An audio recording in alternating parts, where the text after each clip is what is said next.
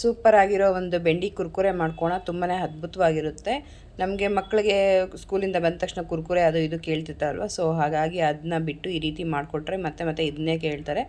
ದೊಡ್ಡವ್ರಿಗೂ ಅಷ್ಟೇ ನಂಚ್ಕೊಳ್ಳೋಕ್ಕೆ ಏನಾದರೂ ಬೇಕು ಅಂದರೆ ಊಟದ ಜೊತೆಗೆ ಈ ರೀತಿ ಮಾಡ್ಕೊಳ್ಬೋದು. ಖಂಡಿತವಾಗ್ಲೂ ತುಂಬಾ ಸೂಪರ್ ಆಗಿರುತ್ತೆ. ಯಾವ ರೀತಿ ಮಾಡೋದು ಅಂತ ನೋಡ್ಕೋಣ. ಮೊದಲಿಗೆ 1/4 kg ಬೆಂಡೆಕಾಯಿ ಅಷ್ಟು ಈ ರೀತಿ ಉದೋದಕ್ಕೆ ಸಣ್ಣ ಹೋಳು ಮಾಡಿ ಕಟ್ ಮಾಡಿ ಇಟ್ಕೊಂಡಿದ್ದೀನಿ. ರುಚಿಗೆ ತಕ್ಕಷ್ಟು ಉಪ್ಪು, ರುಚಿಗೆ ತಕ್ಕಷ್ಟು ಖಾರ ಸಹ ಹಾಕ್ಕೊಳ್ತಾ ಇದ್ದೀನಿ. ಸ್ವಲ್ಪ ಖಾರ ಜಾಸ್ತಿ ಇದ್ದರೆ ಚೆನ್ನಾಗಿರುತ್ತೆ. ಕುರ್ಕುರೆಯಲ್ಲಿ ಯಾವಾಗಲೂ ಸ್ವಲ್ಪ ಲೇಸಲ್ಲಿ ಆ ರೀತಿ ಚಿಪ್ಸ್ ಐಟಮಲ್ಲಿ ಸ್ವಲ್ಪ ಖಾರ ಜಾಸ್ತಿ ಇರುತ್ತೆ, ಅದಕ್ಕೋಸ್ಕರ. ಸೊ ಈಗ ಗರಂ ಮಸಾಲ 1 ಸ್ಪೂನಷ್ಟು ಹಾಕೋಣ. ಈಗ ಅಜ್ವಾನು 1 ಸ್ಪೂನಷ್ಟು ಹಾಕ್ಕೊಂಡು ಈ ರೀತಿ ಸ್ಮ್ಯಾಶ್ ಮಾಡಿ ಹಾಕ್ಕೊಳ್ಬೇಕು. ಅದು ತುಂಬ ಟೇಸ್ಟ್ ಚೆನ್ನಾಗಿ ಕೊಡುತ್ತೆ. ಕೆಲವೊಂದು ಚಿಪ್ಸ್ ಸೆಂಟ್ರಲ್ಲಿ ಇದೇ ರೀತಿ ಮಾಡ್ತಾರೆ, ತುಂಬ ಚೆನ್ನಾಗಿರುತ್ತೆ. ಅಕ್ಕಿ ಹಿಟ್ಟು 1/4 ಕಪ್ ಬಳಸ್ಕೊಳ್ಳೋಣ, ತುಂಬ ಕ್ರಿಸ್ಪಿಯಾಗಿ ಚೆನ್ನಾಗಿ ಬರುತ್ತೆ. ಸೊ ಕಡಲೆ ಹಿಟ್ಟು 1 ಕಪ್ಪು. ನೀವು ಎಷ್ಟು ಜಾಸ್ತಿ ಮಾಡ್ಕೊಳ್ಳೋದು ಅಥವಾ ಕಮ್ಮಿ ಮಾಡ್ಕೊಳ್ಳೋದು ಈ ಕನ್ಸಿಸ್ಟೆನ್ಸಿನ ಅಡ್ಜಸ್ಟ್ ಮಾಡ್ಕೊಳ್ಬೋದು. ಈ ರೀತಿ ಹಾಕಿ ನೀಟಾಗಿ ಮಿಕ್ಸ್ ಮಾಡ್ಕೊಳ್ಬೇಕು ಒಂದ್ಸಲ. ಈಗ ಸ್ವಲ್ಪನೇ ನೀರು ಹಾಕಿ ಇದನ್ನ ಮಿಕ್ಸ್ ಮಾಡ್ಕೊಳ್ಬೇಕಾಗುತ್ತೆ. ಜಾಸ್ತಿ ನಾವು ಬಜ್ಜಿ ಹಿಟ್ಟಿಗೆ ಆ ರೀತಿ ಎಲ್ಲ ಕಲ್ಸೋಕೆ ಹೋಗಬಾರ್ದು. ಇದು ನೀಟಾಗಿ ಎಲ್ಲಕ್ಕೂ ಹೊಂದ್ಕೊಳ್ಳೋ ರೀತಿ ಕಲಿಸ್ಕೊಳ್ಬೇಕಾಗುತ್ತೆ. ನೋಡ್ತಾ ಇರ್ಬೋದು, ಈ ರೀತಿ ನೀಟಾಗಿ ಹೊಂದ್ಕೊಳ್ಬೇಕಷ್ಟೆ. ಸೊ ಒಂದ್ಸಲ ಈ ರೀತಿ ಟ್ರೈ ಮಾಡಿ, ತುಂಬಾ ಅದ್ಭುತವಾಗಿರುತ್ತೆ. ನೆಕ್ಸ್ಟ್ ಲೆವೆಲ್ ಅಂತಲೇ ಹೇಳ್ಬೋದು. ಅಷ್ಟೊಂದು ರುಚಿಯಾಗಿರುತ್ತೆ. ಮಕ್ಕಳು ನಿಜವಾಗ್ಲೂ ಒಂದ್ಸಲ ಈ ರೀತಿ ಟೇಸ್ಟ್ ಮಾಡಿಕೊಟ್ಬಿಟ್ರೆ ಮತ್ತೆ ಕೇಳ್ತಾನೆ ಇರ್ತಾರೆ. ನಮಗೆ 1/4 kg ಬೆಂಡೆಕಾಯಿ ಇದ್ದರೆ ಸಾಕು, ಮನೆ ಮಂದಿ ಎಲ್ಲ ಆರಾಮ್ಸೆ ಕುತ್ಕೊಂಡು ಇದನ್ನ ತಿನ್ಬೋದು. ಅಷ್ಟೊಂದು ಚೆನ್ನಾಗಿರುತ್ತೆ. ಈ ಸಂಜೆ ಸ್ನ್ಯಾಕ್ಸ್ಗೂ ಸಹ ತುಂಬಾ ಚೆನ್ನಾಗಿರುತ್ತೆ.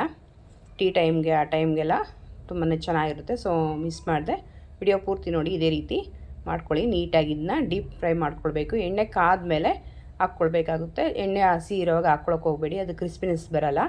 ಸೊ ಹಾಗಾಗಿ ನೀಟಾಗಿ ಈ ರೀತಿ ಎಣ್ಣೆ ಕಾದ್ಮೇಲೆ ಬಿಟ್ಟ ತಕ್ಷಣ ಮೇಲೆ ಬರೋ ರೀತಿ ಎಣ್ಣೆ ಕಾಯಿಸ್ಕೊಳ್ಬೇಕಾಗುತ್ತೆ. ನೋಡಿ, ಈ ರೀತಿ ಎಲ್ಲನೂ ಪ್ಯಾನ್ ಎಷ್ಟು ಇಡಿಸುತ್ತೋ ಅಷ್ಟು ಸರಿಸುಮಾರಾಗಿ ಹಾಕ್ಕೊಳ್ಳಿ. ಜಾಸ್ತಿ ಹಾಕ್ಕೊಳಕ್ಕೆ ಹೋಗಬೇಡಿ. ನೋಡಿ, ಈ ರೀತಿ ಒಂದೊಂದೇ ಹಾಕ್ಕೊಂಡು ನೀಟಾಗಿ ಡೀಪ್ ಫ್ರೈನ ಮಾಡ್ಕೊಳ್ಬೇಕಾಗುತ್ತೆ.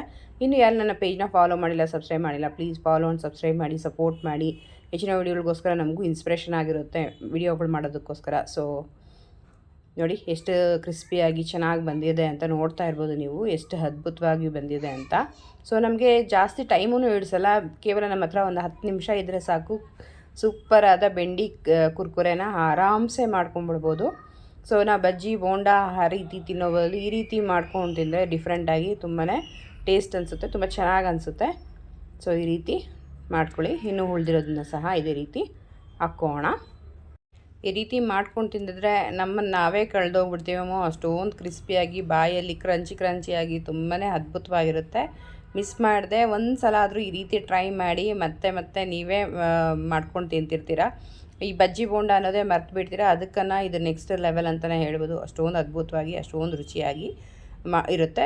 ನಾವೇ ಮನೇಲಿ ರುಚಿಯಾಗಿ ಮಾಡ್ಕೊಂಡು ತಿನ್ನೋದ್ರಿಂದ ಆ ಫೀಲಿಂಗ್ ಸಹ ಬೇರೆ ನೆಕ್ಸ್ಟ್ ಲೆವೆಲ್ ಅಂತಲೇ ಹೇಳ್ಬೋದು. ಅಷ್ಟೊಂದು ಚೆನ್ನಾಗಿರುತ್ತೆ. ನೋಡ್ತಾ ಇರ್ಬೋದು ನೀವು ಎಷ್ಟು ಕ್ರಿಸ್ಪಿಯಾಗಿ ಬಂದಿದೆ ಅಂತ. ಇದ್ರ ಜೊತೆ ಈರುಳ್ಳಿ ಅಥವಾ ಚಟ್ನಿನೂ ಚೆನ್ನಾಗಿರುತ್ತೆ. ಚಟ್ನಿ ಇಲ್ಲ ಅಂದರೆ ಈ ರೀತಿ ಈರುಳ್ಳಿ ಜೊತೆ ಅಥವಾ ಏನೂ ಇಲ್ಲ ಅಂದ್ರೂ ಸಹ ಅಷ್ಟೊಂದು ಕ್ರಿಸ್ಪಿನೆಸ್ಸು ಅಷ್ಟೊಂದು ಅದ್ಭುತವಾಗಿರುತ್ತೆ. ಹಾಗೇನೂ ಸಹ ನಾವು ತಿನ್ಬೋದು. ಈ ವಿಡಿಯೋ ಇಷ್ಟ ಆಗಿದರೆ ಸೇವ್ ಮಾಡ್ಕೊಳ್ಳಿ, ಫ್ರೆಂಡ್ಸ್ ಆ್ಯಂಡ್ ಫ್ಯಾಮಿಲಿಗೂ ಸಹ ಶೇರ್ ಮಾಡ್ಕೊಳ್ಳಿ. ಅವರು ಸಹ ಈ ಹೊಸ ರೆಸಿಪಿನ ಮಾಡ್ಕೊಳ್ಳಿ. ಖಂಡಿತವಾಗ್ಲೂ ಗೆಸ್ಟ್ ಬಂದರೆ ಒಮ್ಮೆ ಈ ರೀತಿ ಮಾಡಿಕೊಡಿ, ಅವ್ರು ನಿಜವಾಗ್ಲೂ ನಿಮ್ಮನ್ನು ಮೆಚ್ಕೊಳ್ತಾರೆ. ಅಷ್ಟೊಂದು ಅದ್ಭುತವಾಗಿರುತ್ತೆ. ಈ ವಿಡಿಯೋ 100% ಇಷ್ಟ ಆಗಿದೆ ಅಂತ ತಿಳ್ಕೊಳ್ತಾ ಇದ್ದೀನಿ. ಹೊಸ ರೆಸಿಪಿಯೊಂದಿಗೆ ಮತ್ತೆ ಸಿಗೋಣ. ಅಲ್ಲಿ ತನಕ ಟೇಕ್ ಕೇರ್, ಬಾಯ್. ನಿಮ್ಮ ದಿನ ಶುಭವಾಗಿರಲಿ.